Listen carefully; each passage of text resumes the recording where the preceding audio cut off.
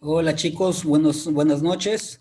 Aquí estoy nuevamente para ofrecerles un nuevo video de preguntas de sociales con sus respectivas respuestas, ¿no? Así que entonces vamos a compartir con ustedes este banco de preguntas y donde de alguna manera vamos a ir haciendo paulatinamente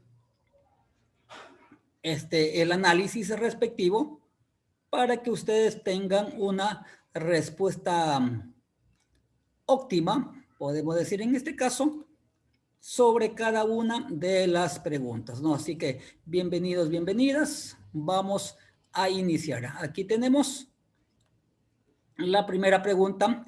Complete el texto, el paso del mito a logos, dice en este caso, ocurrido fue uno de los procesos más importantes y quizás es el más grande legado a ya que de allí partieron las bases de los conocimientos científicos que se conocen. Entonces, vamos de alguna manera a tratar estos dos términos, lo que es mito, lo que es logo. Bueno, el mito entendemos que viene desde la parte mitológica, en este caso es la explicación de los fenómenos de la naturaleza a través del mito. ¿Sí? Eso. Y logos, lo que vendría como conocimiento, como materia, como aprendizaje en este caso.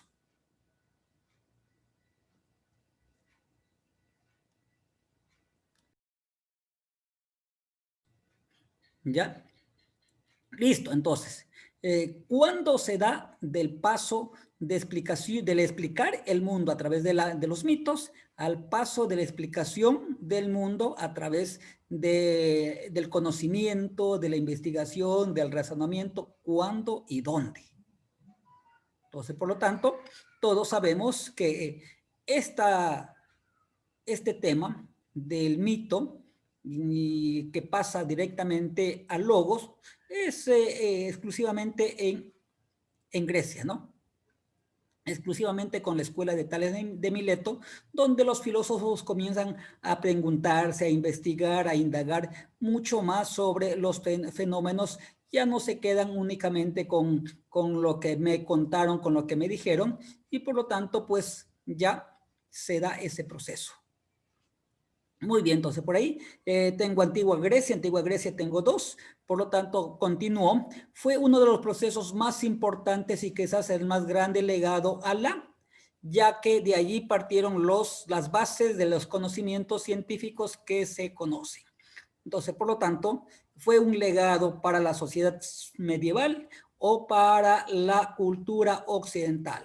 Recordemos que en la sociedad medieval el descubrimiento científico estaba un poco restringido, la iglesia no permitía que se difunda así tan libremente pues, los descubrimientos científicos. Pero ya entonces en la cultura occidental, sí, recordemos que Grecia es conocida como la cuna, ¿no es cierto?, de la civilización occidental, entonces por ahí compagina directamente, diríamos, la respuesta de esta pregunta, que sería la en Grecia y cultura occidental, ¿no? Entonces vamos a ver, ahí está, confirmado la respuesta para esta primera pregunta, ¿no? Vamos a continuar. La segunda, bueno, ahí está exclusivamente una explicación rápida, lo que habíamos dicho, por lo tanto, dice que se da este saber mitológico en torno al siglo 6 a.C. con los pensadores de la escuela de Tales de Mileto en Grecia. Por esa razón, el origen de la filosofía suele caracterizarse por la expresión del paso del mito al logos. Entonces ahí comienza ahí aparece la filosofía y por lo tanto pasan de la explicación mitológica al logos, o en este caso por acá dice logos. Logos en griego significa razón, ciencia, conocimiento o palabra. Entonces pasamos de la parte mitológica a la explicación mediante el conocimiento, mediante la ciencia. ¿Ya? ¿Listos? Entonces, paulatinamente, continuamos. Ya está ratificado lo que habíamos dicho. La segunda pregunta. Con base en el caso, seleccione los enunciados que representan formas de participación para mejorar el ambiente de clase. ¿Ah? Formas de participación para mejorar el ambiente de clases. ¿Ya? ¿Listo? Dice entonces, en una institución educativa, los estudiantes no se sienten involucrados en el proceso de enseñanza-aprendizaje porque quien lo imparte, en este caso, quien lo imparte, considera tener la última palabra sobre los temas que se desarrollan. Además, siempre las reglas bajo las cuales se orienta el curso y establece sanciones estrictas cuando los estudiantes difieren con las ideas que se plantean. Entonces, por lo tanto, quien imparte el conocimiento tiene la última palabra, en este caso el profesor. Pero vamos a buscar dos enunciados donde los estudiantes tengan también participación en este proceso de aprendizaje, ¿ya? Entonces, vamos a ver. El primero, en este caso, dice, el docente planifica su clase de acuerdo con lo que describe el currículo nacional y los lineamientos de la institución. Entonces, por lo tanto, el docente planifica. Entonces, planifica solito, no hay participación de los estudiantes. Vamos a la segunda. Los estudiantes eligen distintos instrumentos de evaluación, pruebas, debates, ensayos, acorde a sus habilidades. Por lo tanto, aquí dice que los estudiantes eligen. Por lo tanto, ya tienen una participación en este segundo enunciado, ¿no? Vamos al tercero. Se crean espacios donde los estudiantes puedan plantear sus puntos de vista a partir de argumentos sustentados. Se crean espacios donde los estudiantes puedan plantear, ¿no?, sus puntos de vista. También participan los estudiantes. Y cuarto, se plantea trabajar colectivamente en un proyecto en el cual el tema y el proceso hayan sido establecidos previamente. Entonces, ya se planificó anticipadamente, no hay participación de los estudiantes. Por lo tanto, las dos opciones que permiten la participación de los estudiantes, 2 y 3. Por lo tanto, esta sería la respuesta en este caso para esta pregunta. Veamos, ahí está, ya se pintó de rojo, ratificando lo que de alguna manera estamos analizando, ¿ya? Tenemos la tercera pregunta. Con la Constitución del 2008,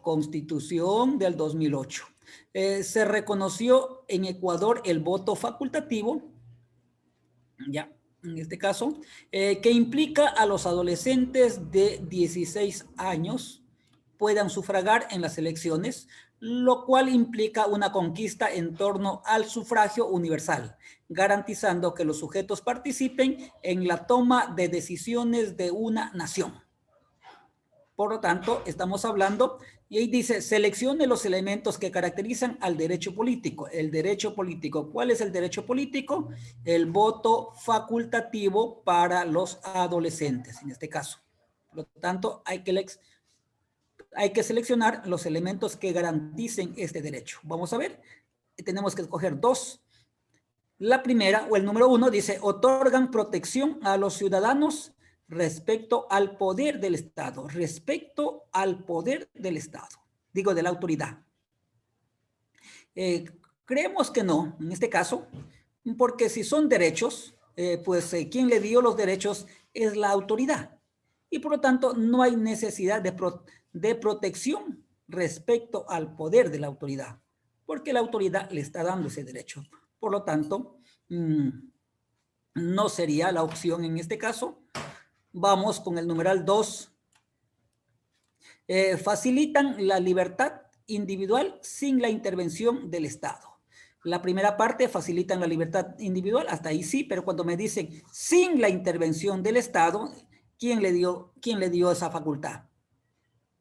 En este caso, la autoridad, pero la autoridad de un Estado le dio le dio esa facultad. Por lo tanto, no hay cómo decir que van a participar en libertad, pero sin la intervención del Estado, cuando el Estado les dio un derecho. Por lo tanto, tampoco tiene relación en este caso.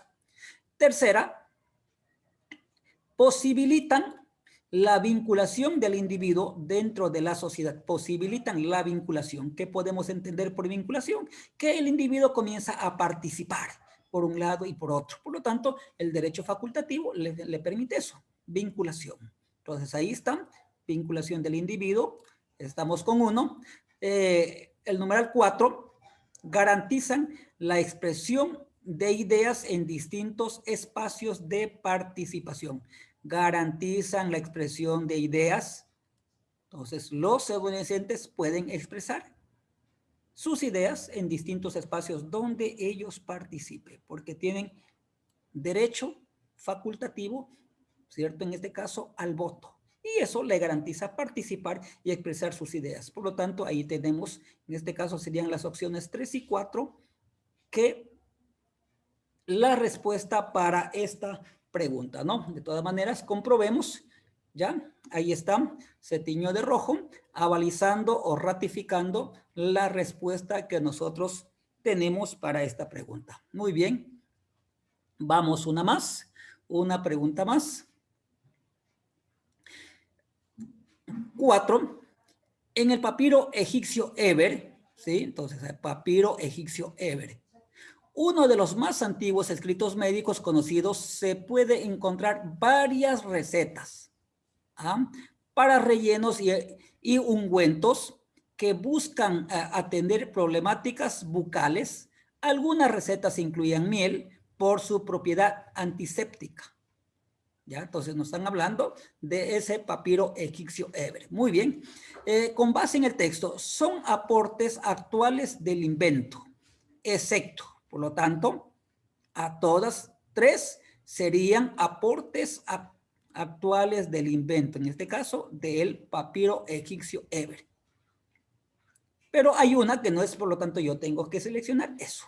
Entonces vamos a ver cuál no corresponde. Vamos con la A. Desarrollo de tratamientos para la salud bucal, digo, para la salud oral. Por lo tanto, sí tiene, porque aquí decía, ¿no es cierto? En este caso, por aquí, vamos a ver, decía que buscaban atender problemas bucales. Por lo tanto, automáticamente esto tendría que ver con salud oral. Por lo tanto, sí sería, ¿no es cierto? Sí sería, en este caso, un aporte. ¿Ya?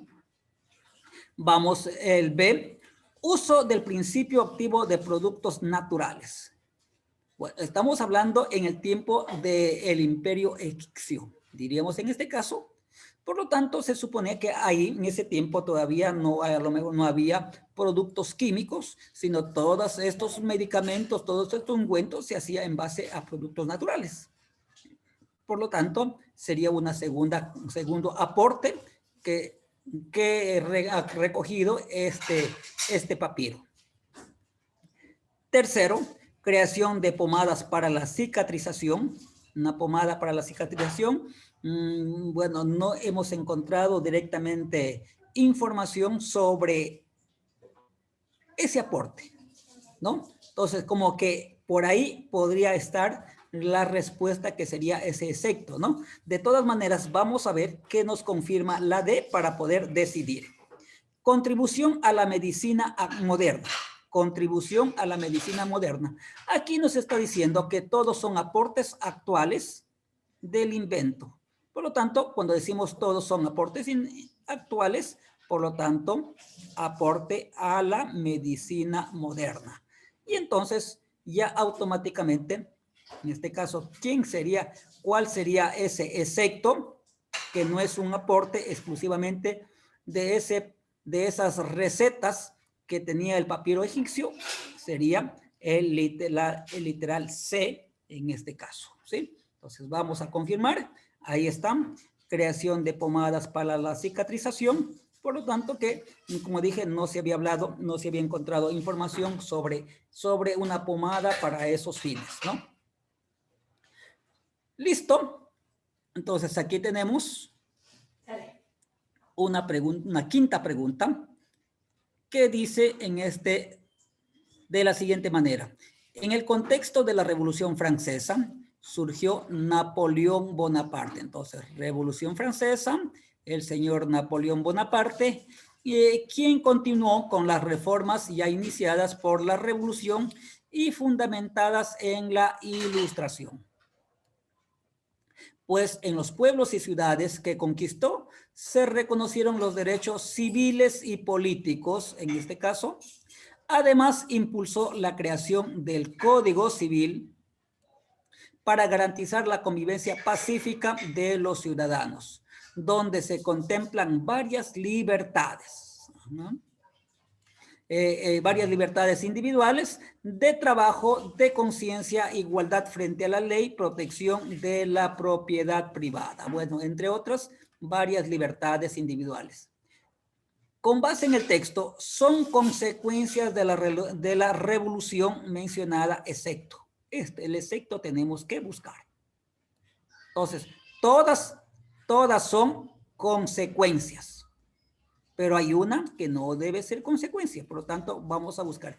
¿Cuáles son las consecuencias? Lo que dejó como resultado después de la Revolución Francesa. ¿Ya? Listo. Literal A, surgimiento del movimiento feminista. ¿Ya?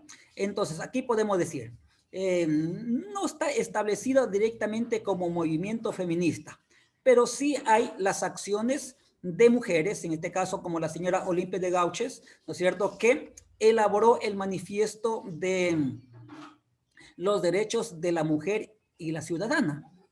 Por lo tanto, se fue un precedente, diríamos, donde desde ahí pues sirvió de modelo para que otras mujeres en otras naciones también luchen por el movimiento, en este caso ahí por el derecho feminista.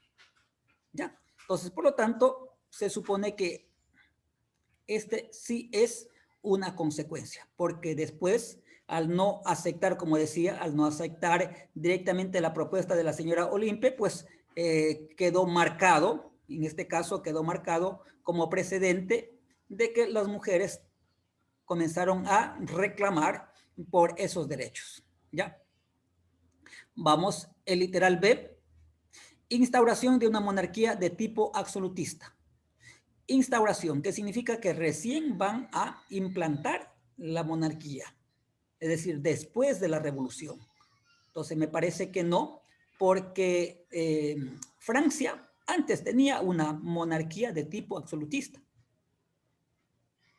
¿Sí? Entonces, por lo tanto, se supone que con la Revolución Francesa automáticamente se convirtió en una monarquía constitucional y luego en una república. Entonces, creemos que esto no es ¿no es cierto? No es una consecuencia, sino una causa. Pero de todas maneras, vamos a dejar vigente hasta ahí esto, hasta poder analizar el resto. ¿Ya? El literal C, implementación del sistema capitalista. Aquí, de alguna manera, podemos decir que sí, porque los reyes o los imperios de aquella época manejaban mucho lo que sería este comercio, diríamos, de tipo marítimo de un lugar a otro, ¿no es cierto? Porque estos grandes imperios se llevaban los productos o la materia prima de las grandes colonias y de alguna manera, pues, esa acción de llevar estas riquezas de las colonias permitió a estos imperios formar grandes capitales y por lo tanto de ahí ya comienza automáticamente a haber personas que tienen mucho capital y se supone que se dio inicio a este sistema, en este caso de acumulación de capitales. Por lo tanto, sí sería una consecuencia. Y por último, surgimiento de las independencias hispanoamericanas. La Revolución Francesa fue un hito muy importante, ¿no es cierto? Y por lo tanto sirvió de modelo para que otras naciones puedan hacer igual, ¿no es cierto? Es decir, una revolución, y especialmente acá en Hispanoamérica, pues todas las colonias españolas que se comenzaron a organizar y automáticamente a conseguir la independencia. Por lo tanto, sí, también podemos decir muy bien claro que son consecuencias. Entonces, la que estaba un poco dentro del análisis, que no era una consecuencia, exclusivamente la B, ¿no? Porque lo que ya habíamos dicho, pues Francia no es que se implanta la monarquía después de la Revolución Francesa, sino antes tenía ese modelo de gobierno en este caso. Entonces, por lo tanto, sería la respuesta adecuada. Vamos de todas maneras a confirmar. Ahí, sí, ahí está. Entonces, confirmado, ratificado la respuesta a esta pregunta. Muy bien, mis queridos estudiantes, hasta aquí vamos a llegar con este video, con esta compartición de las preguntas, exclusivamente analizándoles rápidamente y dando una respuesta para que ustedes tengan de alguna manera cómo reforzar sus conocimientos y puedan ir un poco más preparados a la prueba que ya se acerca en este caso. Muchísimas gracias. Nos veríamos en un siguiente video donde les traeríamos un poco más de material, más de preguntas para que usted se prepare mucho más. Gracias. Nos vemos.